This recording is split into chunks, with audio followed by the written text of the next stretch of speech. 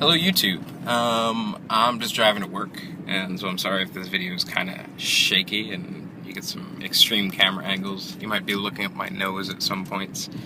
Um, but I haven't posted a video in a few days, and I was thinking, and I just wanted to try and kind of think through something. I wanted to talk about Parousia, right? The second coming of Jesus, right? Most of my viewers know that I'm not a believer, but at the same time, I think that this idea is really interesting. It's really important, particularly if you're talking about sort of fundamentalist Christians, right? People who take the word literally, right? It's very central to their theology. You know, if you watch Bible Thumping Wingnut, he seems to end every video with "and he's coming back," right? But at the same time, I want to say that Parousia, or the second coming, this idea is the precise thing that kind of undoes fundamentalism. It isn't sufficient, right? Fundamentalism can't think through the second coming. It can't come to grips with it because it's dangerous to their theology, I think. So the fundamentalist Christians that I've spoken to and that I know are very insistent. He's coming back. Christ is coming again, right? This is central to their view of the world. Okay, but it's not really sufficient to just say, "and he's coming back," right? What precisely does that mean? Well, it seems to me that it can't simply be that Jesus is going to simply reappear in the world.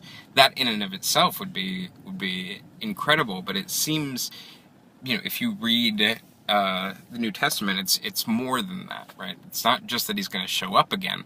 It's going to have cataclysmic effects in so doing. Like, the effects of his coming back are what's interesting, and the conditions of possibility of his coming back. It's not simply that he's coming back.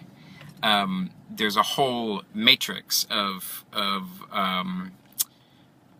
consequences that come with this. And it seems that, okay, he's coming back, so therefore, my guess is, and I think it's sort of been traditionally understood, that Jesus coming back carries with it the implication that mankind will be able to, will have sort of veils lifted from their eyes, that there will be,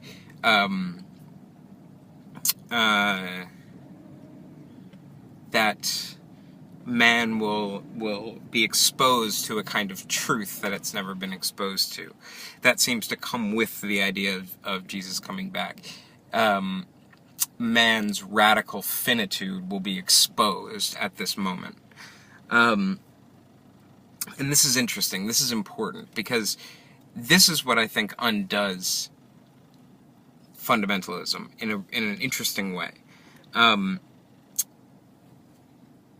In some way, you could say that what comes with Christ coming back is the reality that absolutely everything we know is wrong, right? The reality that of the awareness of the gap between us and the truth will come into imminence in a way that simply didn't, we weren't able to understand before, or we never could apprehend. He will destroy the wisdom of the wise and such.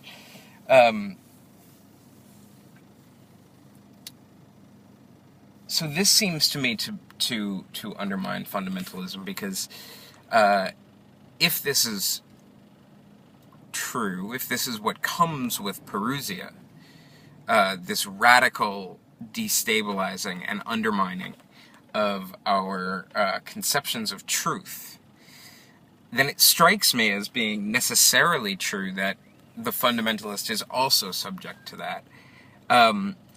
And to say that they're not would be a radical, it would be a radically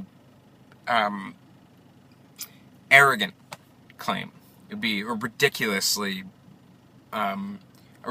boast to say that no, like, my belief, my understanding of the world will survive this sort of cataclysmic wrecking ball.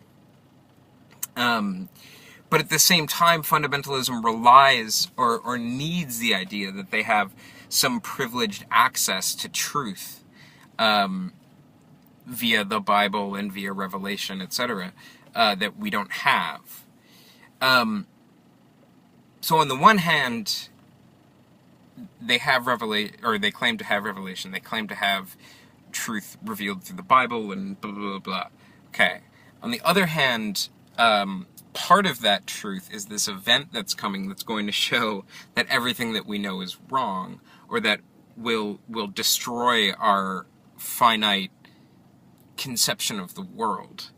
And those two ideas are in contradiction with one another. They can't sustain themselves alongside one another. And, you know, okay, the fundamentalist likely will say, you know, the fundamentalist then therefore has to insist that his beliefs, his conceptions of the world are exempt, which seems to me to be the most proud, boastful, absurd and anti-Christian statement that you could make.